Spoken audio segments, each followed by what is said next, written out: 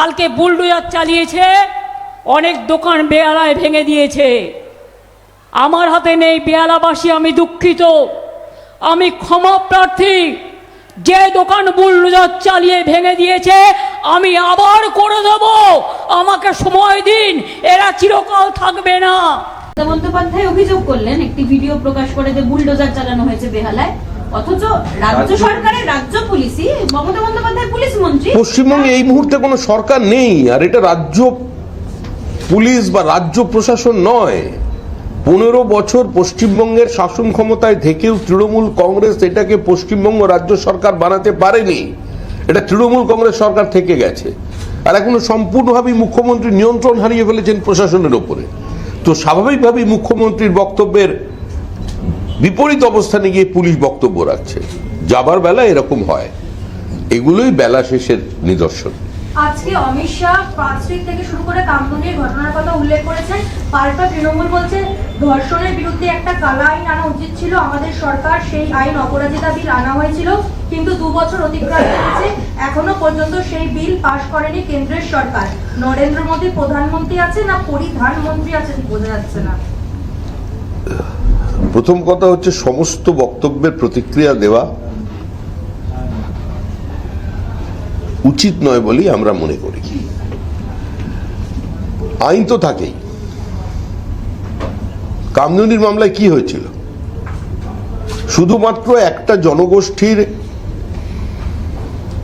আবেগকে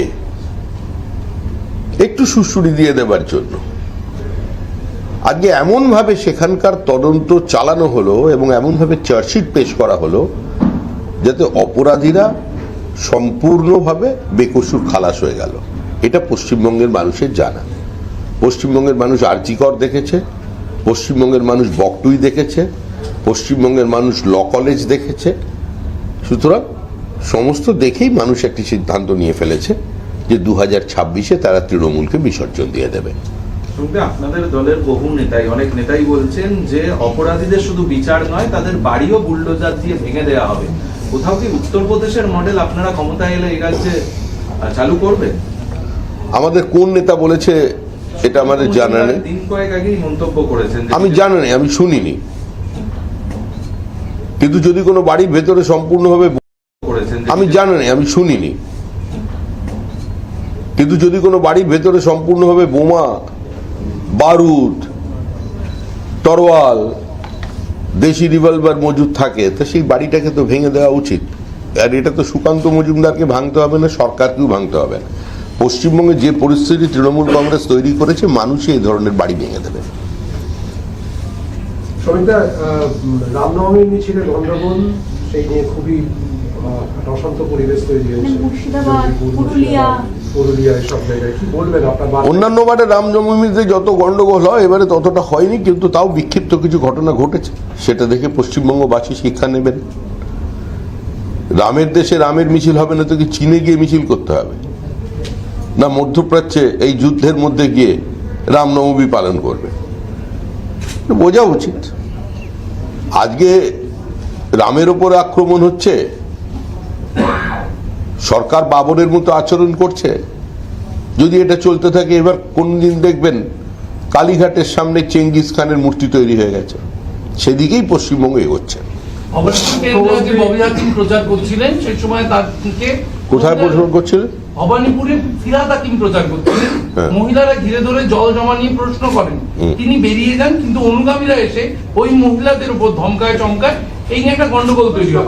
অবশ্য ববি হাকিম বলেছেন যে প্রশ্ন কেউ করতেই পারেন, তাদের কোনোভাবে থামিয়ে দেওয়া উচিত হয়, অনুগামীদের উপর অসন্তুষ্ট হবে। ওটা ওদের পারিবারিক ব্যাপার। এখন একটু ওরা নম্র হয়ে যাচ্ছেন। নির্বাচন এসে গেছে, রাজ্যের মুখ্যমন্ত্রীকে বলতে হচ্ছে যে তিনি 365 দিন ভবানীপুরের মানুষের সঙ্গে থাকেন। তো স্বাভাবিকভাবে এখন ফিরহাদ হাকিম তিনিও নেমে পড়েছেন প্রচারে। ওনার কাছে প্রশ্ন তো মানুষ করলে উনি উত্তর দেবেন, এগুলো আমাদের বিষয় নয়। কিন্তু আপনারা সর্প হয়ে দংশন করেন, আবার ওঝা হয়ে ঝাড়ার কথা বলছেন। মহুয়া মৈত্র, কীর্তি আজাদ, দত্ত বসু সবাই বলছেন আপনাদের বিরুদ্ধে। তার মানে আমরা ক্ষমতাবান। এই ধরনের কথা বলার জন্য ওদের অনেক অনেক অনেক অভিনন্দন। যারা বিজেপিকে চিনতে পেরেছেন ঠিক, যে বিজেপি শক্তিশালী, ভাঙতেও পারে গড়তেও পারে, কিন্তু ভাঙারও একটা নিজস্ব ছন্দ আছে, রীতিপ্রথা আছে, ভাঙা শিখতে হয়, অপরূপভাবে ভাঙা, সেই ভাঙাটা বিজেপি জানে। মুখ্যমন্ত্রী বলছেন যে অনেক অফিসারকে তামিলনাড়ুতে পাঠিয়ে দিয়েছ, কেননা এখানে টাকা ও গুণটা ঢুকতে পারে, অত্যাচারী দল, জুমলা দল ডিটেনশন ক্যাম্প করে মানুষকে তাড়িয়ে দেবে ক্ষমতা। মুখ্যমন্ত্রী এখন অনেক সময় অনেক কথা বলবেন। দেখুন, আমাদের এখন সময় নেই, আমরা এখন নির্বাচনের লড়াই ব্যস্ত আছি। কোন অফিসার কোথায় যাচ্ছে, গেলে কার কি ক্ষতি হচ্ছে, কার কি লাভ হচ্ছে, এগুলো ভাবার সময় আমাদের নেই। নির্বাচন কমিশনের কাছে আমাদের একটাই দাবি যে ভোট শান্তিপূর্ণ হোক, মানুষ ভয়মুক্ত হয়ে নির্বাচনে অংশগ্রহণ করুন। আপনারা আপনাদের দায়িত্ব এবং প্রতিশ্রুতি দুটোর কথা চিন্তা করে আমাদের একটা ত্রুটিমুক্ত, ভেজালমুক্ত ভোটার লিস্ট উপহার দিন। আমরা যে ফর্ম 7 জমা দিয়েছিলাম সেগুলোর শুনানিটাকে সম্পূর্ণ করুন। মাঝপথে এসআইআর বন্ধ করে দেবেন না। এবার আপনারা কিভাবে ভোট করাবেন মানে নির্বাচন কমিশন, তাদের বিষয়। সাপ্লিমেন্টারি তালিকা গতকালকে বেরিয়েছে, দ্বিতীয় সাপ্লিমেন্টারি তালিকা। তারপরে রাজ্য জুড়ে নামবাদ পড়া নিয়ে দিকে দিকে বিক্ষোভ। কুচবিহারের থেকে উত্তর 24 পরগনা, হাসনাবাদ, মালঞ্চ বিভিন্ন এলাকায় অবরোধ হয়েছে। এমনকি পার্ক সার্কাসে আজকে দেখা গেল ভোট বাঁচাও মঞ্চের মিছিল, দেশ বাঁচাও গণমঞ্চের হাজরা মোড়ে সভা দেখা গেল। না, দেশ বাঁচাও, ভোট বাঁচাও এগুলো হচ্ছে একটাই, বাংলাদেশি অনুপ্রবেশকারী বাঁচাও, রোহিঙ্গা বাঁচাও। যারা একদিন এই দেশের মাটিতে দাঁড়িয়ে স্লোগান দিয়েছিল কান মে বিড়ি মুঁহ মে পান লড়কে লেঙ্গে পাকিস্তান, আজকে তাদের বংশধরেরাই আবার ভারতবর্ষে ফিরে আসছে। আর পশ্চিমবঙ্গকে প্যাসেজ হিসেবে ব্যবহার করা হচ্ছে।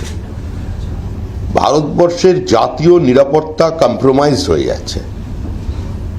বিভিন্ন দেশ বিরোধী কার্যকলাপের সঙ্গে পশ্চিমবঙ্গের নাম যুক্ত হচ্ছে। এটা অত্যন্ত দুর্ভাগ্যজনক।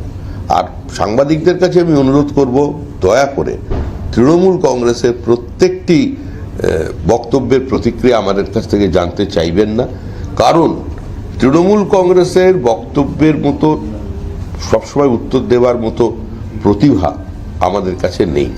মুখ্যমন্ত্রীর কবি মন, তার বিভিন্ন শব্দবন্ধ, বিজেপির সভাপতি, দেশের প্রধানমন্ত্রী, দেশের স্বরাষ্ট্রমন্ত্রী সম্পর্কে উনি যে সমস্ত বক্তব্য রাখেন সেগুলো নিয়ে তাকে আপনারা যেটা বলেন কাউন্টার, তো সেটা করার মতো শব্দ ভান্ডার আমাদের কাছে নেই। তবে আমরাও বই খুঁজছি।